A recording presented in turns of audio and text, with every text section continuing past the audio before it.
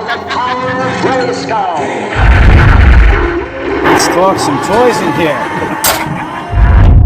Hey, what's going on, everyone? Today is the Man-Child. Happy New Year. Yeah, I decided to put together a 2024 list of my top Origins figures. At least the newer ones I picked up within the year of 2024. I think the last top 10 I did with the Origins was maybe 2 years ago already. And then I did like another top 10 with Masterverse, some odds and ends. Might have had a couple of Origins figures. I think that was last year, but yeah, the Origin's still going strong, and we have a couple different series going between the Turtles of Grayskull, cartoon, and of course the vintage figures with their finishing up, and even some Stranger Things. And I gotta say, they just keep getting better and better, more creative, just something for everybody. And I like them all, you know. And I gotta be honest, it's really hard trying to pick out all the different figures that make the top 10 list, because there's just, I can make a top 40 list, you know. But anyway, this is what I see on my shelf, or catches my eye as far as the newer figures for 2024. And I decided to pull them out and go over them.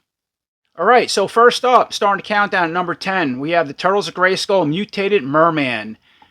Yeah, I really like the Turtles of Grayskull line, but I gotta say my favorite figures in that line are pretty much the mutated ones. They're just cool. They mix well with the regular Origins, but at the same time they're kind of unique and have a creepy vibe going on, you know, depending on the figure. A lot of the figures came with the parts to build a metal bottle, at least the Target exclusive ones, or just extra accessories and stuff like that. But this Merman is like one of the coolest looking Merman figures I've ever seen as far as the Origins. Not only the overall colors and design, but just the translucent effects through the main body itself when you remove the armor, or the upper body. Now, he did come with a pair of legs that were also translucent, so if you don't want to use this lower tail, right, you can snap the legs on. Now, I already showed that in my review. I'm just kind of going over the figure real quick.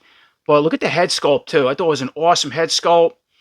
Again, translucent, but it has a lot of mixture of colors. You even have the little anglerfish piece hanging out. The overall fins, eyes, open mouth with the teeth, the articulation. Yeah, they did a really good job. The armor, too, is unique, because not only does it look good on this figure, but it also works really well on the other Origins Merman figures, like the vintage, you know, the regular vintage one, or the Lord of Power one, which I also tried on my review. You got to give him the lower skirt piece, which is cool. Again, with this tail, which was a reuse of Lady Slither tail, which was a good idea. It worked really well with this figure. Colors, and of course then they put a larger fishtail on, which was neat. And you know, you had really good articulation overall with everything. I like the overall hands, these larger style hands that articulated, and just, yeah, even though it had a purple tone, but it seemed to mix well with the translucent blue effects, with, you know, what they also did up in the head, and then, yeah, the tail piece. Come with a pretty neat trident. Just everything with this figure. One of the, he really stands out on my shelf, I gotta say. One of the coolest looking Turtles of Grayskull mutated figures is this Merman, whether you want to display him with or without the legs. I like him with the, yeah, this fishtail on. He really stands out. Side that's Mutated Merman at number 10. Okay, so next up at number 9 is the Turtles of Grayskull Hordak figure. Yeah, this is probably one of my favorite Hordak figures now in all the Origins. I mean, of course, I like the regular gray one. That's nostalgia. There's the PowerCon one, which is basically the vintage-inspired one, but blue. But then you get this one. So again, he's blue, so it sort of has the animation style to it, right, with the bluish colors. They gave him the, I want to say the Masterverse style head, but it's a little different. He has like different facial expressions now, but the same hood pretty much. But what really made this figure stand out is the wings. Check that out. So they're like a biomechanical type wings that snap to the shoulder piece that pretty much just drops over the shoulders and comes right off when you remove the head. And they can fit on pretty much most of the male figures, depending on the figure in the Origins. You could even try it on some Masterverse figures. I remember reviewing him and trying his part swaps and stuff like that. Yeah, he came with a unique blaster arm, which is cool, and a blast effect. That's always just bumps that, you know, the blaster arm up. I'm a sucker for that, translucent weapons and effects. Would have been neat if they added another arm, just a regular replacement arm, just to match the colors. Because the PowerCon Hordak is blue, but it's just the tones are off, and he was hard mixing them. Again, in my review, I remember trying that. It was hit or miss. Has this newer style belt. They give him the typical horror boots, but now painted in silver. And again, you can always change boots around, which, once again, I remember doing my review. But yeah, aside the blaster arm, the head, and the wings, it's just like really cool design for Hordak with that series. And he mixes in a regular Origins, series well. He doesn't have to go with Turtles Grayskull line.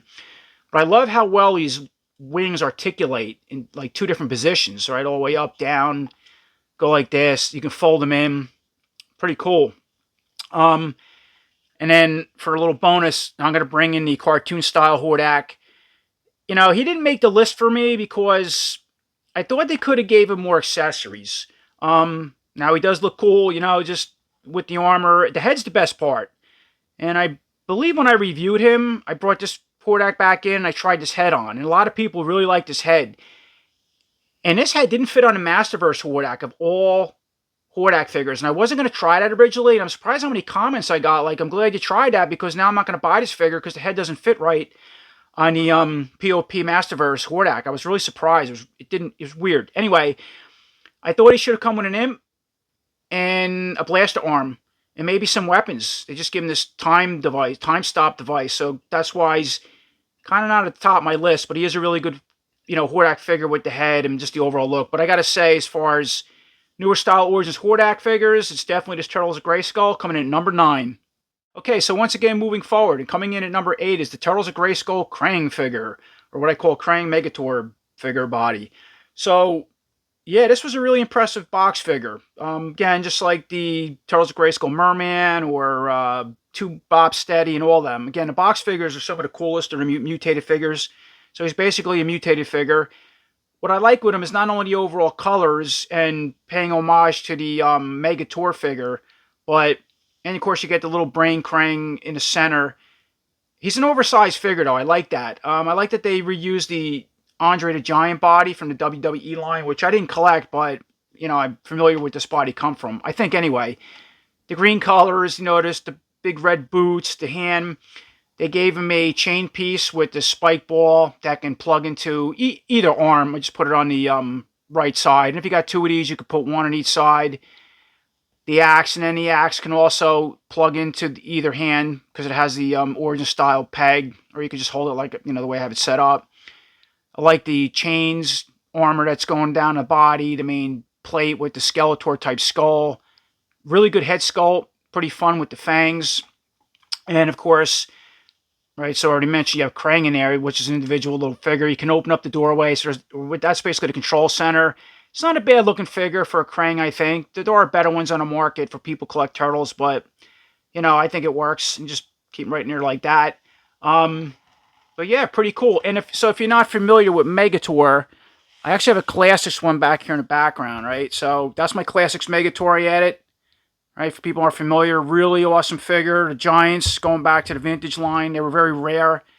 But yeah, the Classics did a good job with that. And basically with this Turtles of Grayskull Krang figure, again, pays homage to that, and of course in combination with Krang.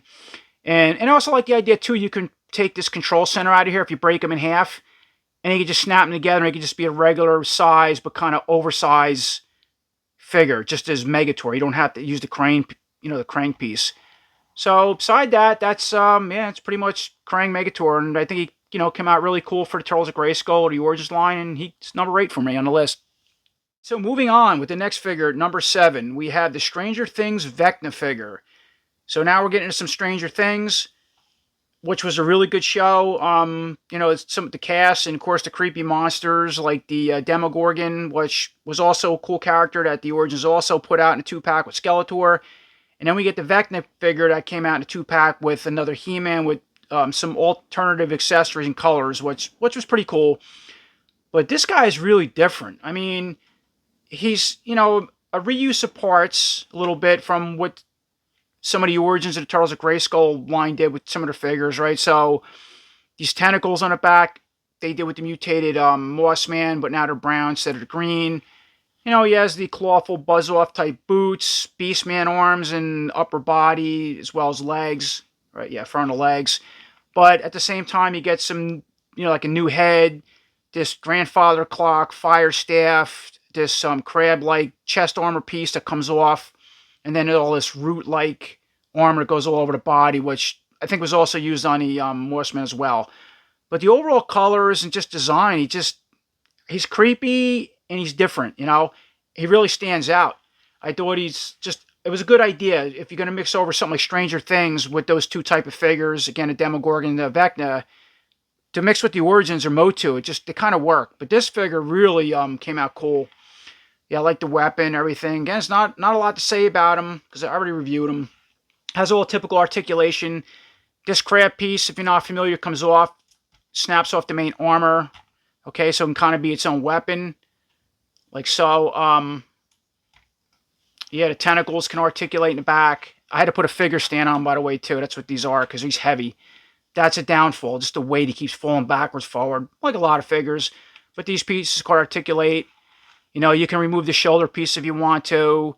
But I like the head. And just, yeah, again, the color, flesh tone, like he's on fire, all burnt up. Kind of like all the chaos going in the Upside Down world where everything was burning all the time. And, yeah, just had a whole roll set up.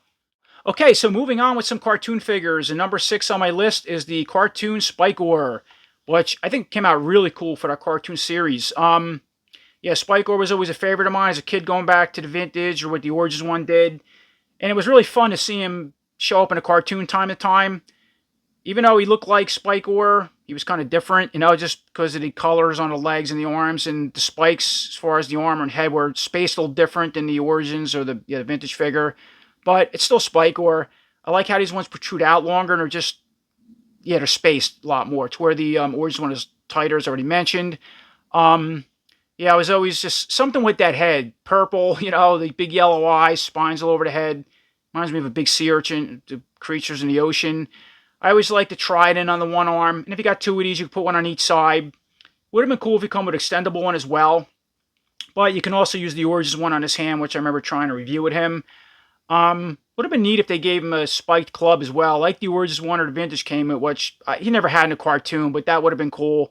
Instead, they gave him these game pieces, which I pretend are like plasma bombs or grenades or something. That's what they remind me of. So, yeah, they're cool for that. So, being game pieces, going back to what a particular episode in the animation where you've seen Stinkor, that's what they were inspired from. Kind of boring. But, aside that, just, yeah, Stinkor was always a favorite of mine. They did a really good job on him for the cartoon series. Yeah, and I always put a figure stand. I would use a lot of these Spawn or DC stands for these figures. They work well. But anyway, so next up, coming in at number 5, is the cartoon Mantenna figure. Another figure with the cartoon series that came out, awesome. And we only have 2 Horde figures at this point, so we have Hordak and Mantenna. Leech comes out next, along with Catra. I can't wait to get them. But I was really impressed when I seen this Mantenna figure added to the line, or at least when I got him in hand and reviewed him. I mean, they did a great job with the head, the overall articulation, right? He has the bug popping feature, very easygoing action feature. They didn't have to add that. I could just gave him 2 heads, what the classics did, but no, this works really cool. He has a slim neck. Now, the neck should have been painted, I think, red to match the head, not purple, because that's how the classics one was, and I think that's how he was in the animation. But beside that, it doesn't bother me. I just want to point that out.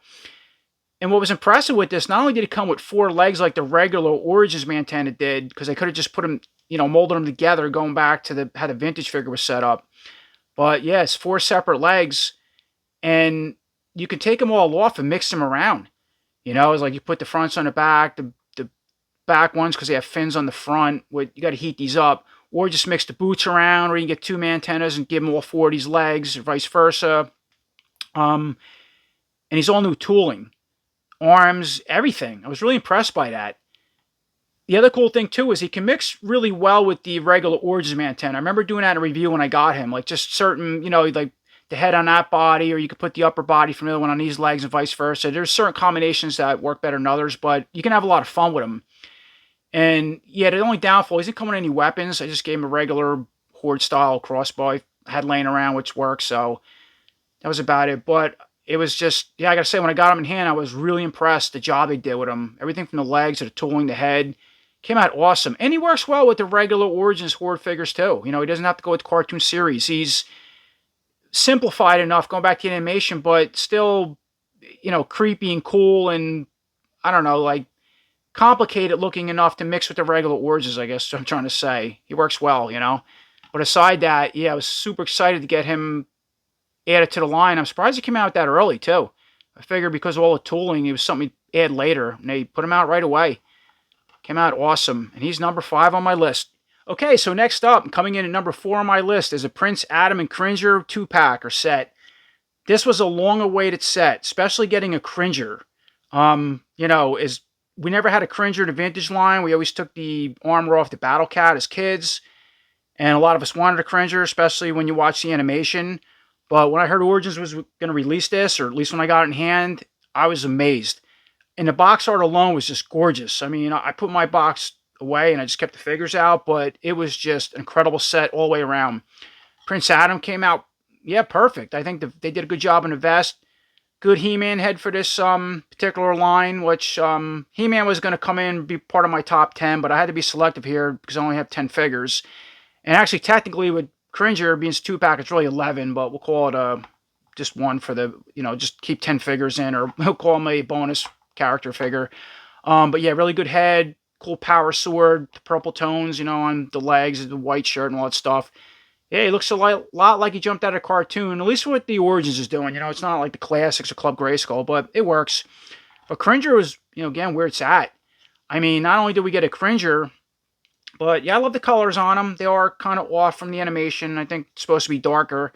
But it matches more the regular Origins Battle Cat with the colors. And he works well next to that in your diorama, because even though the Battle Cat has its own size and Cringer has this size, he kind of looks like, what Cringer should look like in scale next to that Battle Cat when he's transformed. And the other cool part, too, is just fully articulated. I mean, the jaw, right? Up and down, if you're not familiar with this figure, the head, the neck. The head's removable, and yeah, you could put it on, a regular Origins body for something silly if you want. I didn't do that in my review, but you can. It has the same peg. But yeah, the arms, the paws, the body, the tail, everything. And just to point that both paws articulate, because that was the downfall with the Origins Battle Cat, that, yeah, the paws didn't articulate. And hopefully they come out with a, cartoon Battle Cat and Panther. That would make sense at this point. But aside that, this was a really long-awaited set. It came out perfect. I mean, I think it made a lot of us MOTU fans, especially fans of animation, very happy for the Origins. Okay, so as far as my top 10, jumping ahead with some regular Origins. Number 3 on my list is Necro-Anaconda, part of the Snake Men faction. Yeah, I really like the Snake Men. A lot of people are getting tired of seeing them because they're putting a lot of variants, and this Origins line has been going very heavy with the Snake Men, and we want to see the Horde finished up. And yeah, they just keep pumping out some more Snake Men. But when I seen this figure come out in a box set, I was really impressed with him. Of course, he's just a reuse and mix of parts. They did add some new things like the cape, or this hood cape cloak thing, which was cool, and you could put on other figures if you wanted to. But the armor's a reuse of the Snake Armor Skeletor. Of course, once again, we had the tail from Lady Slither.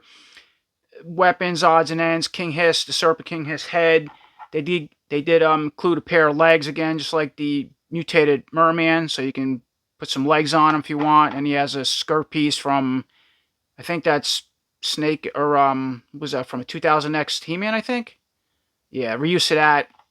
What was cool with him too, though, is that not only did you have all these mix of parts that just look cool, but certain things did glow, like the chest armor, right, this lower skirt piece, and the lower gauntlets, I believe, on the legs.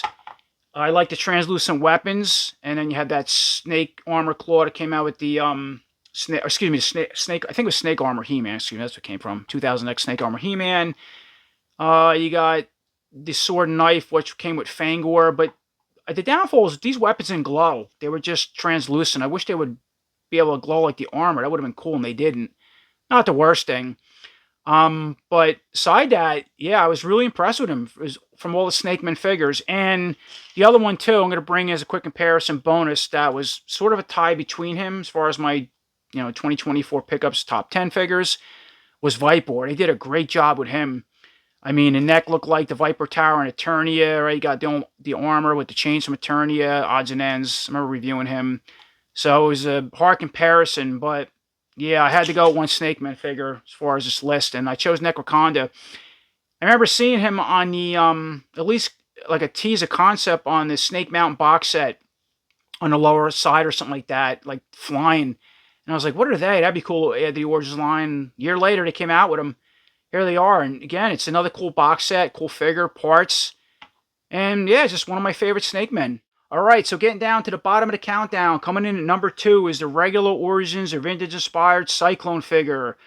Cyclone was another figure, when the Origins put him out with Mattel Creations, I jumped on that sale faster than you can believe. I thought he was going to sell out pretty quick. I think he did, but he came out perfect.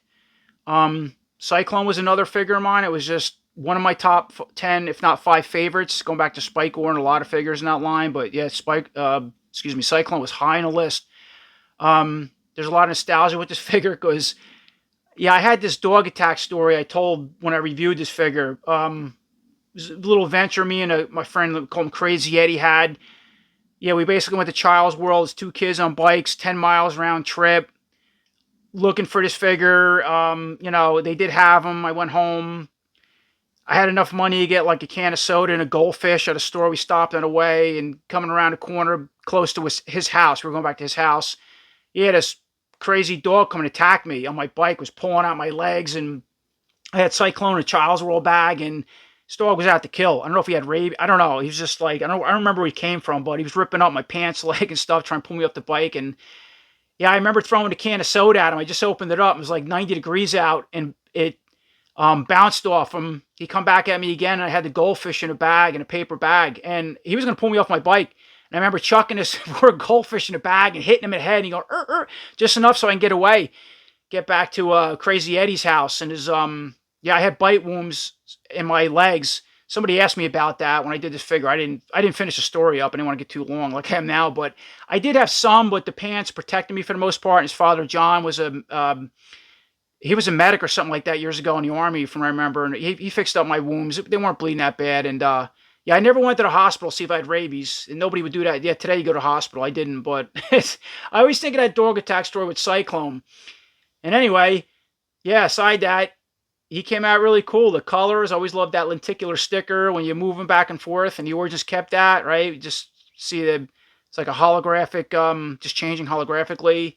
Planets, cosmos going on there. They also gave him the action feature, a little different in Vintage, but you have to pull him up now. So he does have the turn dial button, can spin around left or right, like the tornado, make a tornadic effect, like Cyclone would do. It's kind of a tornado figure. Let's see, they added the 2000X ring, going back to what the 2000X and the Classics had with this backpack, so that's neat, because the Vintage one didn't have that. It can articulate all around and come off. He has his typical shield. Yeah, just some awesome colors. They also added these whirlwind effects. He has 2 of them. I only put 1 on, which can go on both of the hands, or you can change the hands out. And there's a way to put them on the feet, too. They're more meant for the hands, I believe, with the pegs. But all around, just did a perfect job for him, with Cyclone. I was just so excited to see him added to the Origins line, because he's all new tooling.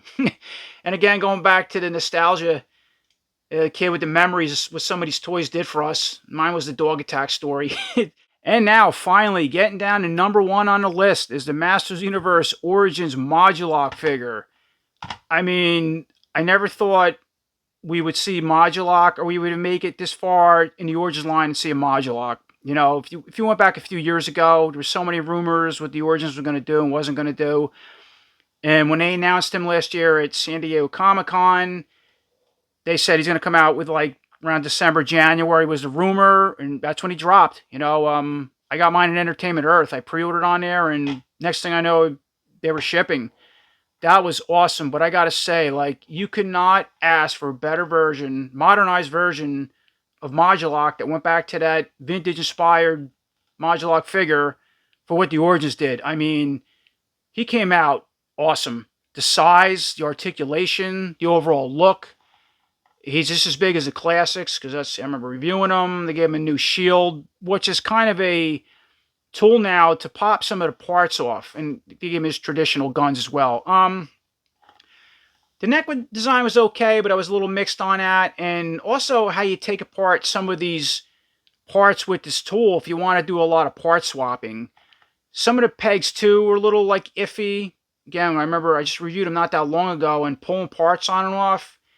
I don't know how the longevity's pegs are going to hold up. You're snapping this figure in and out, mixing parts around. I mean, I don't know how many people do that. It's one of them figures you're going to get maybe a couple of them and mix parts on and off for a while and just put them away or something. That's fine, but he's meant to be played with, and just experiment and make 1,000 different figures from the box. And I don't know if them pegs are going to hold up. There's just something, the designs, the overall design of them. Yeah, I would use heat with a blow dry. Might make life a lot easier popping parts on and off, which you should do with most figures today. It really helps, but yeah, that was my only thing. I feel like the classics had a design that was a little bit different. It just seemed sturdier. So I'm not sure, to be honest with you. It's just a little iffy. But if you're not going to do that and you're going to build them like this, going back to the box art, or how the vintage figure was all built out, or something similar, he's just awesome. I absolutely love the design. Just something always so cool with the 6 legs, the 4 arms, the 2 heads, the different legs, and you can mix them around. You want to put this set back there, that set there. If you get 2 of these or 3 of these, you can mix, the different aesthetics would say, like the legs with the white nails, 3 on each side, or the green, or, whatever you want to do. You can have a lot of fun with this figure, mixing parts. And again, when I reviewed them, I wanted to make more combinations and do jump cuts just to have fun and show it was on a box. But as I started pulling things apart, and I didn't have a blow dryer, by the way. Usually I use a blow dryer. I just felt things. I was like, well, I better stop. I don't like this. Let me just make a few examples, build them the ways, the traditional ways you see them on the box or the vintage figure was set up, and leave them. And that's how I set them up.